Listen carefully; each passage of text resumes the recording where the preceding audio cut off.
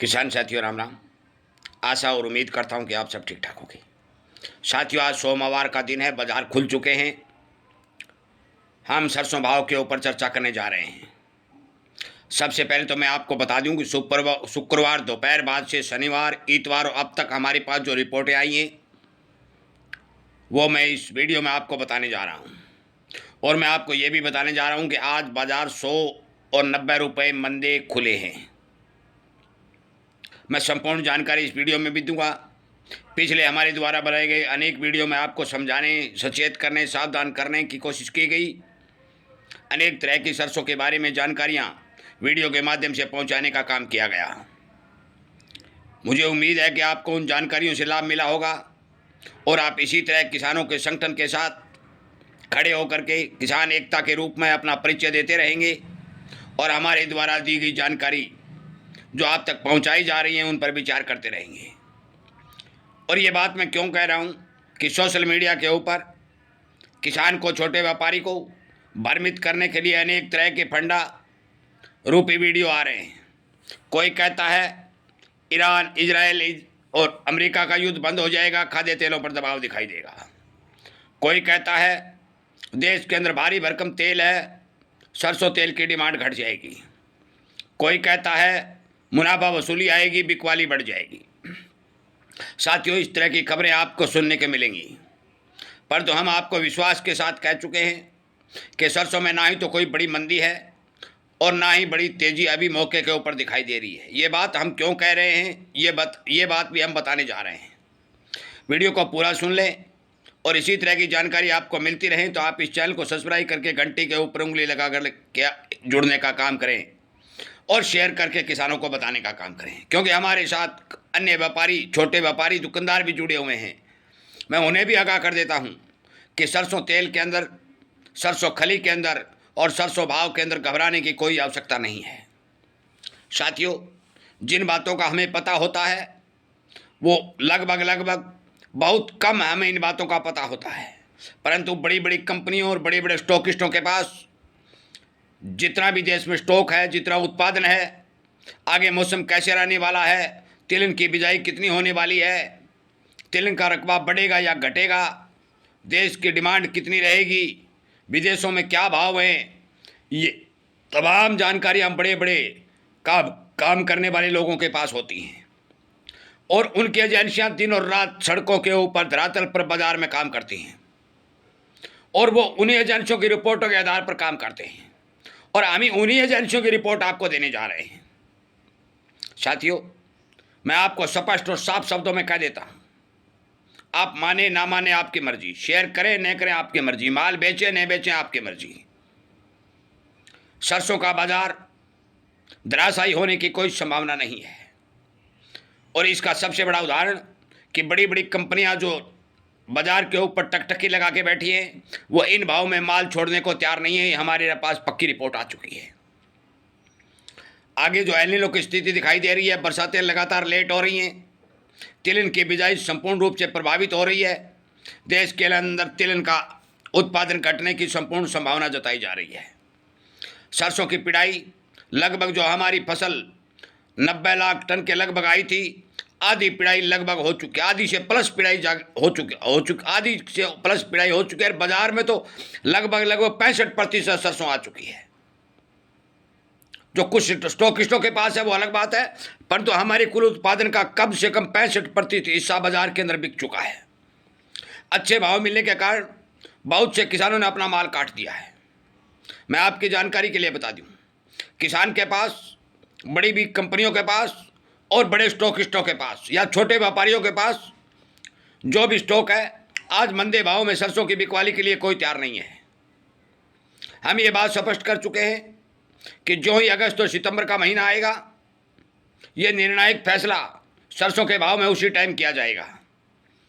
अभी आज सोमवार का दिन है, अराइवलें हमें पता करने पर पता चला कि अराइवलें 5 लाख अंडर बाजार में दिखाई देंगी। हो सकता है कि 4 लाख पर ही आ जाए। यदि 4 लाख की आमदनी आ जाती है तो फिर मान के चलो, ना ये घटेंगी ना ये बढ़ेंगी, ये कंटिन्यू चलेंगी, क्योंकि 4 लाख बैग की आमदनी बहुत ही कम और बहुत ही शॉर्टेज के रूप में देखी जाती है। पिछले हफ्ते हमने देखा कि अराइवल 5 लाख के ऊपर आगे टिक गई थी, परंतु इस बार इन 100 रुपए के मंदे के कारण इन भाव में माल नहीं बिकेगा। आज हम यदि गणना करें तो सरसों के जो पैदावार या फसल का जो आने का समय है वो बहुत लंबा पड़ा है। मार्च बहुत दूर है, दिल्ली दूर है, और मार्च तक हमारे भारत के अंदर सरसों की उपलब्धता नगण्य हो जाएगी। मैं आपके विश्वास के साथ कह सकता हूँ कि कोई भी विदेशी फंडा, कोई भी भारत के अंदर अफवाह, किसी भी तरह का कोई भी बाजार को दबाने में कामयाब नहीं हो पाएगा। और वर्षों में आपने देखा कि सरकार अपना माल काटती थी और उस माल के कटिंग के कारण बाजार के ऊपर दबाव दिखाई देता था, परंतु इस बार 2025 का माल बिल्कुल निकल जाने, लाइन खाली होने से सरकार के पास कोई माल नहीं है। और जितने भी स्टॉकिस्ट हैं, बड़ी बड़ी कंपनियां हैं, जो हम पहले भी बता चुके हैं, आपको नाम सहित ही बता चुके हैं कि वो इन भाव में माल काटने को मौके पर तैयार नहीं है। आगे यदि कोई बड़ा फेरबदल होता है, तो यदि माल काटती भी है तो भी भारी मंदी की संभावना सरसों के अंदर दिखाई नहीं दे रही है। सरकार ने सरसों तेल की स्टैंडर्ड पैकिंग का कानून बना दिया है। अब जितनी भी कंपनियां होंगी सरसों तेल की स्टैंडर्ड पैकिंग करेंगी, उससे भी मिलावट कम होगी और सरसों तेल के भाव को सहारा मिलेगा। पाम तेल, सोया तेल में किसी प्रकार, सोया तेल, राइस तेल, बिनोला तेल, मूंगफली तेल, इन सभी खाद्य तेलों में किसी प्रकार के मंदी के कोई समाचार नहीं है। मैं आपकी जानकारी के लिए बता दूं, बाजार का स्वभाव होता है 100 रुपये घट जाता है, 100 रुपये बढ़ जाता है, 200 घट जाता है, 200 बढ़ जाता है।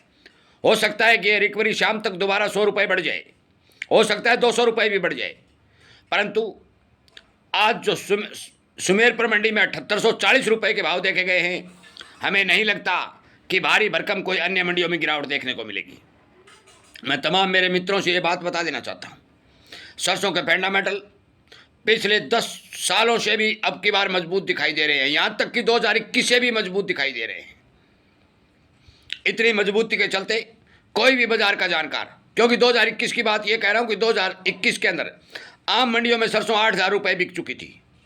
उस टाइम भी हमारे देश के अंदर कैरी स्टॉक बच चुका था, परंतु डिमांड एकदम निकली, विदेशों में खाद्य तेल के डिमांड बढ़े और हमें भाव ठीक मिले। मैं आपको विश्वास के साथ कह सकता हूँ कि 2021 से भी फंडामेंटल अब की बार सरसों के मजबूत दिखाई दे रहे हैं। मैं फिर आपसे आगाह करता हूँ, आपसे विनती प्रार्थना करता हूँ कि जो भी किसान भाई अपना माल काटना चाहे काट सकता है, बेचना चाहे बेच सकता है, पर तो समय लंबा पड़ा है। सारा माल काट करके खाली हाथ बैठना आपकी बेवकूफ़ी होगी।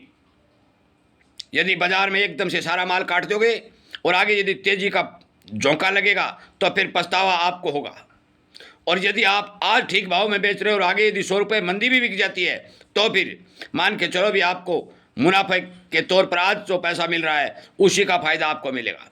मैं स्पष्ट तौर पर कह देता हूँ, हमें जो समाचार मिल रहे हैं उनके आधार पर हम ये कह सकते हैं कि सरसों के भाव के अंदर बड़ी गिरावट की कोई संभावना कहीं दूर दूर नज़र नहीं आ रही है।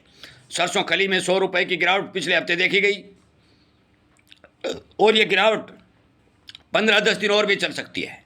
ये बड़ी नई बात नहीं है कि सरसों खली के भाव जो 3500 रुपये, 3500 रुपये के अनुमान लगाए थे और 3280 तक जाने के बाद दोबारा से ये 3100 और 3060-70 के भाव दिखाई दिए हैं, तो हो सकता है रिकवरी जल्दी हो जाए। हमें उम्मीद है किसान को अब की बार सरसों के भाव ठीक मिलते रहेंगे। ये भाव जो आज चल रहे हैं ये कहीं नहीं जाने वाले हैं। आप कभी भी इन भाव में अपना माल बेच सकते हो। समय लंबा पड़ा है, मार्च दूर है। सभी किसानों तो इस बात को शेयर करें। किसान सरसों के बारे में जितनी भी जानकारियाँ हैं हमने लगातार वीडियो में आपको स्टॉक सहित दे दी हैं। आगे भी यदि कोई पेचीदा जानकारी आएगी, नई जानकारी आएगी, तो आपको वीडियो के माध्यम से सूचित करने का काम किया जाएगा। मैं मेरे तमाम छोटे व्यापारियों, किसानों को ये बात अच्छी तरह से बता देना चाहता हूँ कि आप माल काटिए, पर तो एक साथ माल मत काटिए, ताकि बाजार के अंदर माल का दबाव दिखाई नहीं पड़े। माल बहुत कम है, ये बात साबित हो चुकी है।